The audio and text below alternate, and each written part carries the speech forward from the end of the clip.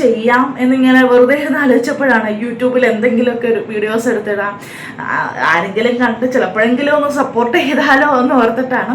നമസ്കാരം, എൻ്റെ പേര് സുറുമി. ചെറിയ ചെറിയ വീഡിയോസിലൂടെയൊക്കെ നിങ്ങൾക്ക് എന്നെ അറിയാമെന്ന് ഞാൻ വിചാരിക്കുന്നു കേട്ടോ. പലരും കഴിഞ്ഞ ദിവസം നമ്മളൊരു വീഡിയോ ഇട്ടതിൽ എൻ്റെ പേര് സുറുമീന എന്ന് പറഞ്ഞപ്പോഴത്തേക്കും പലരും ചോദിച്ചിരുന്നു എന്താണ് ചാനലിൻ്റെ പേര് സെയ്റാസ് കിച്ചൺ എന്നിട്ടായിരുന്നു. ആക്ച്വലി എൻ്റെ രണ്ടാമത്തെ മോളുടെ പേര് സെയ്റ എന്നാണ് കേട്ടോ. അതുകൊണ്ടിട്ടാണ് നമ്മൾ സെയ്റാസ് കിച്ചൺ എന്ന പേരിട്ടത്. എനിക്ക് 3 കുട്ടികളാണുള്ളത്. മൂത്ത ആളെ നിങ്ങൾക്ക് എല്ലാവർക്കും അറിയാമായിരിക്കും, നമ്മുടെ വീഡിയോസിലൊക്കെ സജീവമായിട്ട് വന്ന സന ഫാത്തിമ എന്നുള്ള ആളാണ്. നമ്മൾ സ്നേഹത്തോടെ അമ്പ്രു എന്ന് വിളിക്കും. കഴിഞ്ഞ ദിവസം നമ്മുടെ ഒരു വീഡിയോയ്ക്ക് 1 മില്യൺ വ്യൂസ് വന്നായിരുന്നു കേട്ടോ ഷോർട്സിൽ. അപ്പോൾ അതിൻ്റെ അകത്ത് ഞാൻ അമ്പ്രു എന്ന് വിളിക്കുന്നത് കേട്ടിട്ട് എല്ലാവരും സ്നേഹത്തോടെ വന്നിട്ട് അമ്പ്രു എന്ന് വിളിച്ചപ്പോഴത്തേക്ക് എനിക്ക് ഒരുപാട് സന്തോഷം തോന്നി കേട്ടോ. അതേപോലെ തന്നെ ഇളയാള് ഇച്ചിരി ഷൈ ആണ്, എന്നാൽ പോലും നമ്മുടെ വീഡിയോസിലൊക്കെ വരാറുണ്ട്. ഏറ്റവും ഇളയ ആള് 2 വയസ്സേ ഉള്ളൂ കേട്ടോ. പുള്ളിക്കാരനും നമ്മുടെ വീഡിയോസിലൊക്കെ ഓടിച്ചാടിയൊക്കെ വരാറുണ്ട്. ഇപ്പം ഈയിടെ ആയിട്ടാണ് ഞാൻ കൂടുതൽ ഇതിൻ്റെ അകത്ത് ആക്റ്റീവായിട്ട് വരാൻ തുടങ്ങിയത്. സത്യം പറഞ്ഞാൽ എൻ്റെ വീട്ടിൽ ഞങ്ങൾ 3 പെൺകുട്ടികളാണ്. അതിൽ നടുക്കത്തെ ആളാണ് കേട്ടോ ഞാൻ. എൻ്റെ പാപ്പ ഒരു 10-30 വർഷത്തോളം പ്രവാസിയായിരുന്നു. നിങ്ങൾക്ക് എല്ലാവർക്കും അറിയാം, റിലേറ്റ് ചെയ്യാൻ പെട്ടെന്ന് പറ്റുമായിരിക്കും. പ്രവാസികളുടെ ഒരു ജീവിതം എന്ന് പറഞ്ഞാൽ അപ്പ് ആൻഡ് ഡൗണുകളൊക്കെ ഭയങ്കരമായിട്ടുള്ള രീതിയിൽ അനുഭവിക്കുന്ന ആൾക്കാരാണ് പ്രവാസികൾ. എൻ്റെ പാപ്പനെ സംബന്ധിച്ചിടത്തോളം ഒരുപാട് പ്രശ്നങ്ങളും ഒരുപാട് സാഹചര്യങ്ങളിലൂടെയൊക്കെ കടന്ന് വന്ന ഒരാളാണ് കേട്ടോ. പല പ്രാവശ്യം 1-2 ആക്സിഡൻറ്റ് തന്നെ ഉണ്ടായിട്ടുണ്ട്. അതും വലിയ ആക്സിഡൻറ്റ്. ആ ഒരു സമയത്തൊക്കെ ഭയങ്കരമായിട്ടും സ്ട്രഗിൾ ചെയ്ത് ഞങ്ങൾ മുന്നോട്ട് വന്നിട്ടുണ്ട് കേട്ടോ. അങ്ങനെ ഇരിക്കുകയാണ് പെട്ടെന്നൊരു സമയത്ത് പപ്പ ഞങ്ങളെ വിട്ടു പോകുന്നു കേട്ടോ. ആ ഒരു സാഹചര്യം എന്ന് പറഞ്ഞാൽ നമുക്കൊരിക്കലും പറഞ്ഞറിയിക്കാൻ പറ്റാത്തൊരു സാഹചര്യമായിരുന്നു.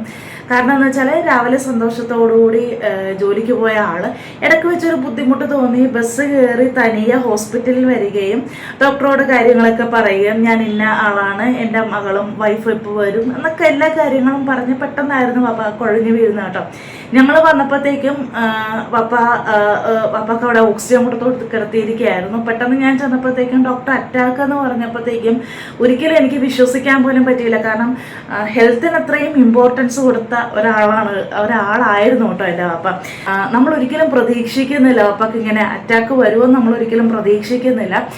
പെട്ടെന്ന് ഈ ഒരു അറ്റാക്ക് എന്ന് പറഞ്ഞപ്പോൾ തന്നെ ഞങ്ങൾ ആകെ തകർന്നു പോയി കേട്ടോ. പെട്ടെന്ന് ഞങ്ങൾ വേറൊരു ഹോസ്പിറ്റലിലോട്ട് ഷിഫ്റ്റ് ചെയ്യാൻ ശ്രമിച്ചെങ്കിലും പകുതിക്ക് വെച്ചിട്ട് അപ്പം ഞങ്ങൾ വിട്ടു പോകുമായിരുന്നു കേട്ടോ. ആ ഒരു ഷോക്ക് എന്ന് പറഞ്ഞാൽ ഭയങ്കരമായിരുന്നു. കാരണം രാവിലെ ജോലിക്ക് പോയ ആൾ വൈകിട്ട് ഇല്ലയെന്നറിയുമ്പോഴത്തേക്കുള്ള ഒരു മാനസികാവസ്ഥ.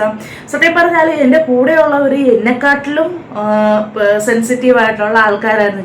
ഇച്ചിരി ബോൾഡായിട്ട് നിന്ന ഒരാൾ ഞാൻ മാത്രമാണ്. അപ്പം എൻ്റെ ചുറ്റുമുള്ളവർക്ക് കുറച്ചുകൂടി ഒരു എന്താ പറയുക, ഒരു കോൺഫിഡൻസ് കൊടുക്കുക എന്നുള്ളൊരു ഉത്തരവാദിത്തം ഏറ്റവും കൂടുതലായിട്ട് എനിക്ക് തന്നെയായിരുന്നു. അപ്പം മരണപ്പെട്ടു പോയതിന് ശേഷമാണ് ജീവിതം എത്രത്തോളം ഹാർഡാണ് എന്നുള്ളത് നമ്മൾ മനസ്സിലാക്കിയത് കേട്ടോ. എനിക്ക് എന്നെപ്പറ്റി ഓർത്ത് എനിക്കൊരിക്കലും വിഷമമില്ലായിരുന്നു. കാരണം വാപ്പാനെ ഡിപ്പെൻഡ് ചെയ്ത് നിൽക്കുന്നവരാണ് എൻ്റെ ചുറ്റുമുള്ളവർ. അപ്പോൾ അവർക്ക് ഈ വാപ്പാടെ പ്രസൻസ് ഇല്ലായ്മ എന്ന് പറഞ്ഞാൽ അത് ഭയങ്കരമായിട്ടുള്ള ഒരു ഷോക്ക് തന്നെയായിരുന്നു. അവരെ അതിൽ നിന്ന് എങ്ങനെയെങ്കിലും ഒരു കരകയറ്റുക ഒരു സംഭവമായിരുന്നു കേട്ടോ. ഈ ഒരു സാഹചര്യത്തിലൂടെ നമ്മൾ കടന്നു പോയപ്പോഴാണ് എന്തെങ്കിലും എനിക്ക് ചെയ്യാൻ പറ്റിയിരുന്നെങ്കിലെന്ന് നമ്മളിങ്ങനെ ചിന്തിക്കുന്നത്. പാപ്പ ബാക്കി വെച്ചിട്ട് പോയിട്ടുള്ള ഒരുപാട് സ്വപ്നങ്ങൾ, ഒരുപാട് ആഗ്രഹങ്ങൾ ഒക്കെ ഉണ്ടായിരുന്നു കേട്ടോ. ഈ ഒരു സാഹചര്യത്തിൽ എന്തെങ്കിലും ചെയ്യാം എന്നിങ്ങനെ വെറുതെ ആലോചിച്ചപ്പോഴാണ് യൂട്യൂബിൽ എന്തെങ്കിലുമൊക്കെ ഒരു വീഡിയോസ് എടുത്തിടാം, ആരെങ്കിലും കണ്ട് ചിലപ്പോഴെങ്കിലും ഒന്ന് സപ്പോർട്ട് ചെയ്താലോ എന്ന് ഓർത്തിട്ടാണ് നമ്മൾ യൂട്യൂബിൽ വന്നിട്ട് അങ്ങനെ ഒരു വീഡിയോസ് ഒക്കെ ഇടുന്നത് കേട്ടോ. സത്യം പറഞ്ഞാൽ അന്ന് ഷോർട്സ് ഒക്കെ ഇട്ടപ്പോഴത്തേക്ക് അത്യാവശ്യം ആൾക്കാരൊക്കെ കണ്ടു. ഈ ഒരു യൂട്യൂബിലെന്ന് പറഞ്ഞാൽ ഞാനൊരു സ്റ്റാർട്ടറാണ്. അപ്പം ഞാൻ ഉദ്ദേശിച്ചത് എന്താണെന്ന് വെച്ചാൽ ഈ ഒരു യൂട്യൂബിൽ വന്നിട്ട് എന്തെങ്കിലും എനിക്ക് ഏൺ ചെയ്യാൻ പറ്റിയാലോ. ഒരുപാട് പേര് ഇതിൻ്റെ അകത്തുനിന്ന് രക്ഷപ്പെട്ടിട്ടുണ്ട്. ഇൻഷാ അല്ലാഹ് ഈ ഒരു യൂട്യൂബ് ജേണിയിൽ ചിലപ്പം നിങ്ങളുടെയൊക്കെ സപ്പോർട്ടൊക്കെ ഉണ്ടാവുകയാണെന്നുണ്ടെങ്കിൽ തീർച്ചയായിട്ടും എനിക്ക് ആ ഒരു രീതിയിൽ എനിക്ക് അച്ചീവ് ചെയ്യാൻ സാധിക്കുമായിരിക്കും. കാരണം യൂട്യൂബിലൂടെയൊക്കെ എത്രയോ പേരാണ് രക്ഷപ്പെട്ടിരിക്കുന്നത്.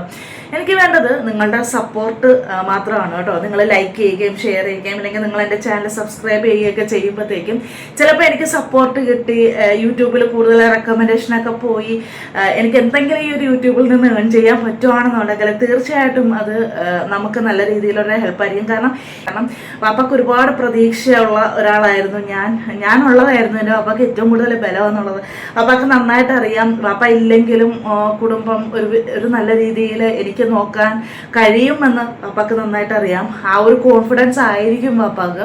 അങ്ങനെയൊക്കെയാണ് കാര്യങ്ങൾ. അപ്പോൾ ഇതൊക്കെയാണ് ഞാൻ. നിങ്ങൾക്ക് പറ്റുമെന്നുണ്ടെങ്കിൽ സപ്പോർട്ട് ചെയ്ത് ലൈക്ക് ചെയ്ത് ഷെയർ ചെയ്തൊക്കെ നിങ്ങൾ സപ്പോർട്ട് ചെയ്യുകയാണെങ്കിൽ തീർച്ചയായിട്ടും അതെനിക്കൊരു ഹെൽപ്ഫുൾ ആയിരിക്കും. അപ്പോൾ നിങ്ങളൊക്കെ വീഡിയോസൊക്കെ കാണുക. ലോങ് വീഡിയോസൊക്കെ ഇടുകയാണെങ്കിൽ എല്ലാവരും സപ്പോർട്ട് ചെയ്യുക കേട്ടോ. അപ്പോൾ ഇത്രയൊക്കെ ഉള്ളൂ. Okay, thank you.